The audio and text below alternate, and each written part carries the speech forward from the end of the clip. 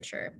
It's also great for your essay, which I said this on Monday as well, because your essay needs for your integrated text. So you need integrated evidence from Monday as well.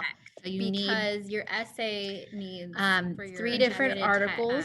So you need integrated evidence in your choice. You get to choose whichever articles that we've discussed in class.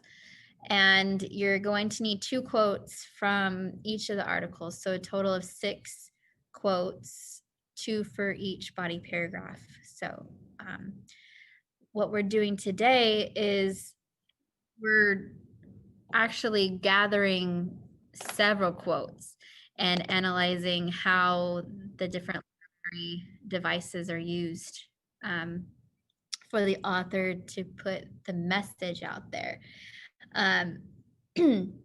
So by gathering these quotes and analyzing them and coming up with an interpretation, you can use them for your essay with the interpretation of, to be able to support your claim of whether culture is influenced by, or whether culture influences us or it does not influence someone. The structure of it, again, connecting a reason to the evidence, that's what we're working on. Being able to say, this is the quote, this is how it connects to the claim, instead of saying this is the quote and this is what it says. We're saying, what does it mean? What does the author mean when they have the quote there? And then a big help is at the bottom, our use of language, because I am showing you how to correctly cite the poem. So parenthetical citations with appropriate punctuation. So I'm showing you how to correctly cite a poem in MLA format. And then you will be able to quote everyday use on your homework assignment. Okay, so we'll say the objective today. We're going to use the SIFT strategy to analyze how authors use literary devices to develop a theme. And this is what we're looking at. We'll skip that part.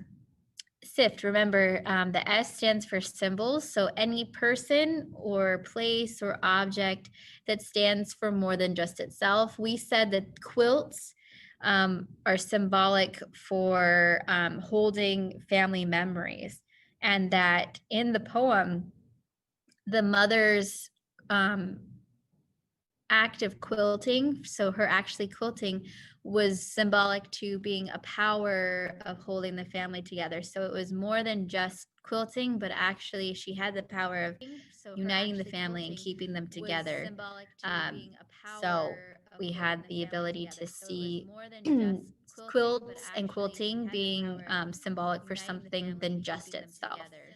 Imagery is the eye, anything that appeals to the 5 senses.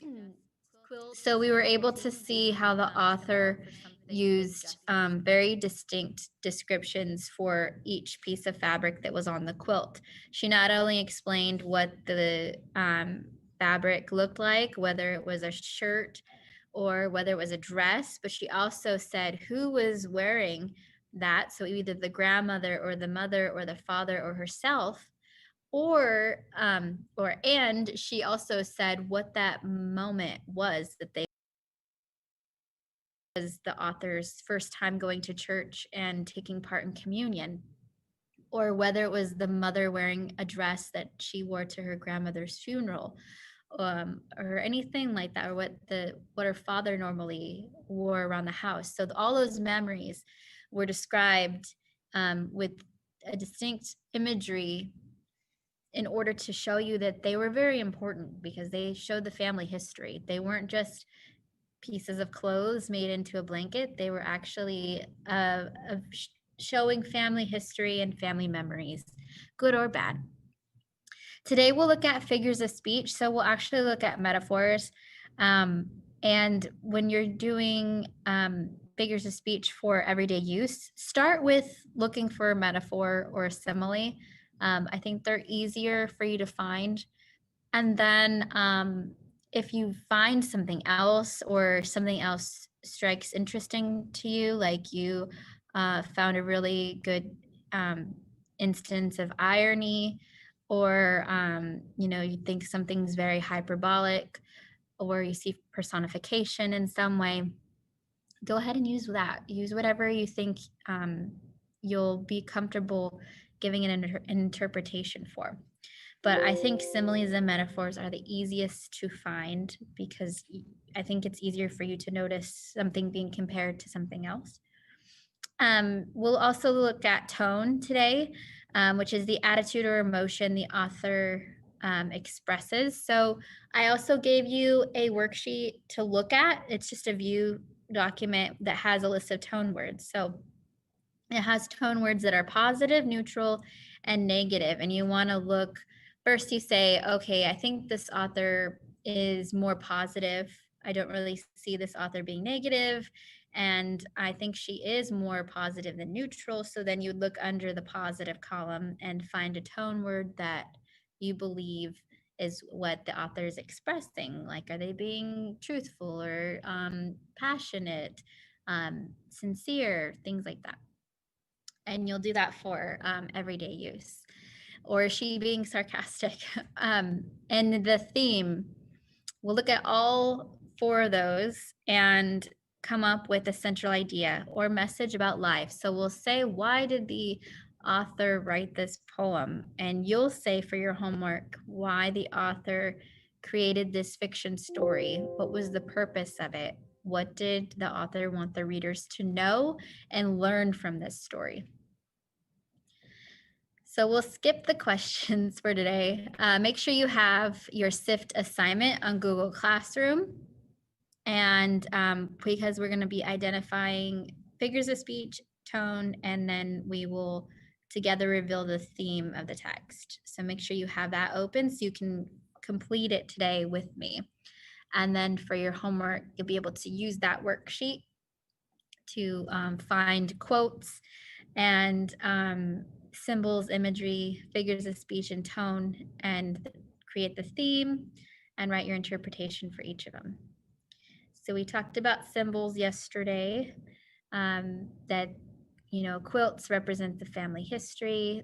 The act of quilting symbolizes the power of the mother to hold the family together. We talked about how the imagery, and when we are giving our interpretation, we are saying how the imagery is used to reveal something to the author or to the reader. We're not describing what the quote is describing. We're saying how the imagery or what the imagery reveals to the reader. And in this case, the images reveal that the quilt has various aspects of life, and they have family history, they have memories, and they suggest that the quilt itself is telling a story. We didn't say anything about what the quotes were describing. We said, what is the imagery? How is the imagery used? So that's what you're going to be doing too. You're not going to tell me what the quote is describing, but what is the point of having that imagery in the poem or in your short story? Okay, today we're going to look at, I'm already giving you the fact that these are metaphors. That way we can get to the interpretation. So what you're going to do is, I'm just saying you need at least one.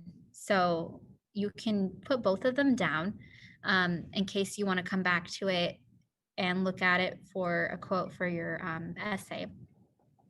But we're going to, I've examined the text for metaphors and I found 2 metaphors, and now you're going to explain how they relate to the meaning of the text. So choose a quote, either the one on the top or the one on the bottom, your choice.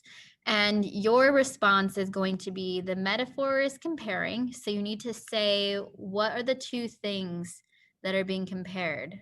And then what does it mean? So the first one says, then cemented them with your thread, a steel needle. Notice here for our correctly cited parenthetical citations that we start with the quote, and these are quote marks. Make sure you're not using parentheses. I found a lot of parentheses instead of quotation marks for your CFA. So you want to make sure you're using quote marks. And then it goes to line 2. So we have a little backslash. And then it goes to line 3. So we have another little slash. And then we have closing quotation mark. Then we have an open parenthesis. Oops. We have an open parenthesis with line 17 through 19 with a closed parenthesis, and then the period is on the outside. And notice how it doesn't say line, it just says 17 through 19, and that's all you need. So when you're selecting one for your chart on Google Classroom, make sure that you type it in the same format. That way you get all the points necessary for your essay too, because you can, because you can maybe use this quote to help you on your essay.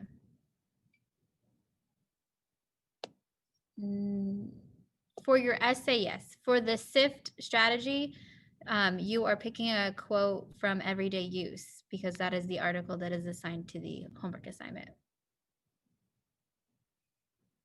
Okay, so the second quote says, "You were the river current, carrying the roaring notes." So who is being compared to a river current? And what does it mean? For the first one, remember it's talking about when the mom is stitching something. The author says you were stitching and then you cemented them with your thread, a steel needle. So think about the word cemented. When you're cementing the ground, do you hope that it's going to be permanent, or do you think it's something temporary? So when she's saying cemented, is she thinking that her mom is stitching something together that is going to last a long time? So maybe that'll help you with your interpretation. And then same with the second one, you were the river current. So who's being compared to a river current? And what are they carrying if they are, what is it that they're carrying through time and forever holding something on display? So make sure you have your interpretation on the Google Doc, so that way it's there and you've completed that part of the assignment, and then go ahead and enter your response on the Pear Deck. So let's see what we have so far.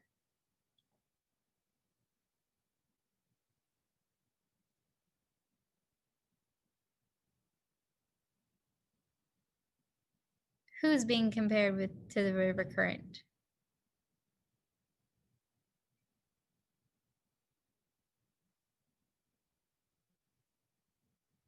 A very strong hold, like literally, or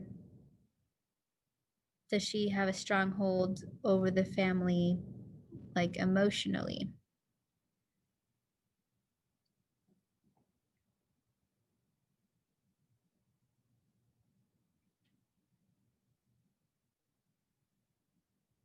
Okay.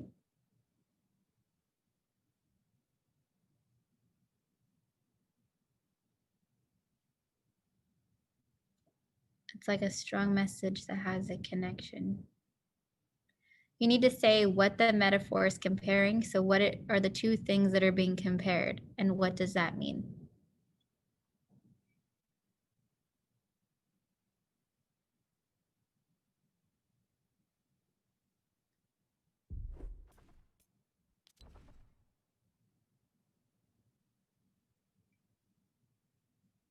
Ooh, wait, more.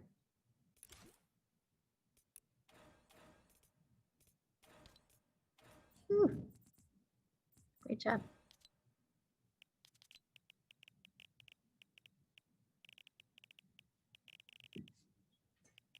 So the two quotes are different. So you could either write about the one on the top or the one on the bottom.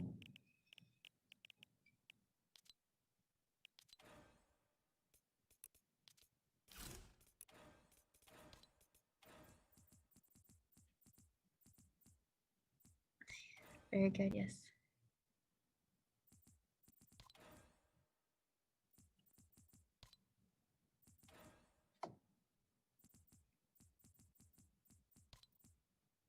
No, I don't know. Figure it out. We're walking through it together. Comparing the river to who? Who is being compared to the river current? Who is the author talking about when she says you and your? Think about what the poem is called.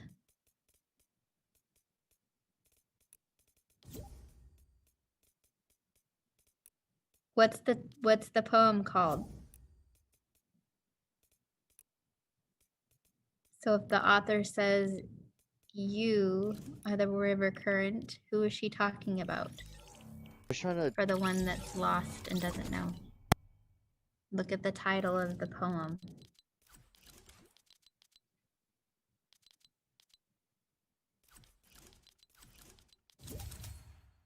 You. But you don't know where I live. Very Yeah, good. you live in Stockton. Okay, but you know where in Yes. Stockton? I think I the just I top can just one, fucking track your bitch. Shut the fuck up. a lot of us were getting, there's a comparison that this quilt, What? this quilt It's 'cause I'm is black? being compared to something that's going to be cemented or permanent. So she's stitching yet. the memories of the family, and they're going to be there forever. where So they she's live, forever creating these memories for the Hey, family. can you put that song?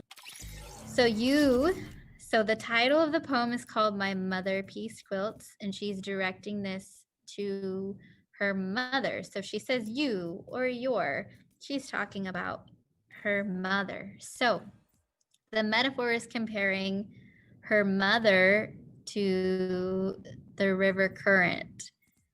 So just like the first one, her mother, is making those memories permanent in that quilt. She's also carrying these memories through time by creating those quilts. So she is the river current. So she's able to carry these memories along for the family. So another.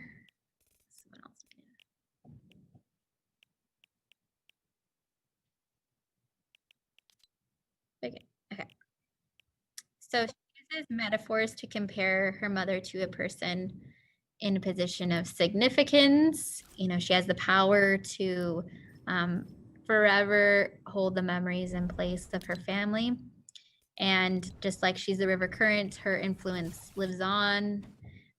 She holds these families' memories. They carry on through time in these quilts. Very similarly to everyday use, where the memories of the quilts are being passed down as the mom is giving them to the daughter. The quilts that, her grandmother and her aunt created, they were passed down to her, and now she's passing them down to her daughter. So they're carrying those memories through time. They're being passed down in time. Make sure you have your analysis in your chart as we move on. So now we're looking at tone, and you can open up the tone worksheet to look at tone words. So tone is where you're using adjectives to describe the writer's tone. What is the attitudes, feelings that the writer has? So I've selected these two quotes, which I don't like, but you're more than welcome to use them. Make sure you correctly format them into your chart. So I'm using the word when she says, oh, mother. And that's that part where she's like, oh, mother, how you move me to tears and laughter with the quilts you. So she's saying, so first you say, is she being positive or negative? So you can say, oh, mother, like, oh, geez, mom, and be like negative. But was she being that way, or was she kind of saying something more positive? So decide that first off, and then decide what would be a great word to describe that moment. Sorry, this hair is in my face. What would be the great way to describe that moment? So she's saying, like, you move me, like I'm reacting because you've created these. Now I have these memories that I can be happy about. I'm happy about my first communion, and I'm sad because I see the dress you wore to my grandmother's funeral. So I remember those memories, so whether good or bad.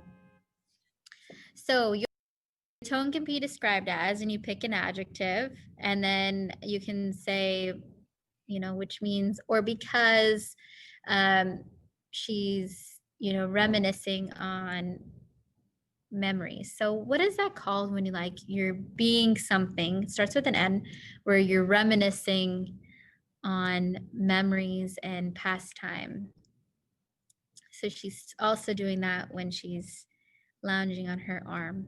And you can say, is she being sincere or is she being sarcastic? So go ahead and give your response. Yes. Great job, Tony. He got the word. So she's being nostalgic. She's reminiscing on great times, maybe great, maybe sad times as well.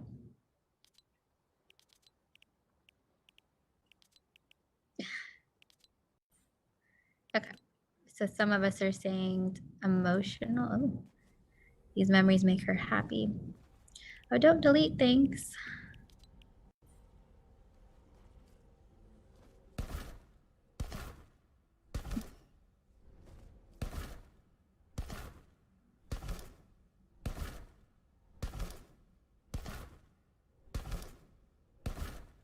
So first you're picking an adjective. So, is she grateful, thankful? Is she sincere? Is she being sarcastic? So first pick an adjective and then say it's because she's talking about this. Okay. And think about the way she's holding her mother on this pedestal, which means holding her in high esteem. The way she talks about her mother, is she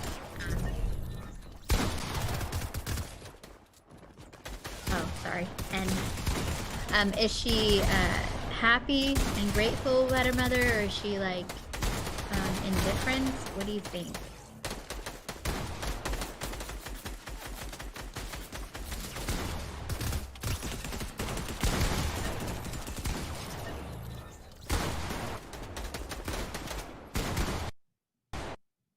Yeah, very good.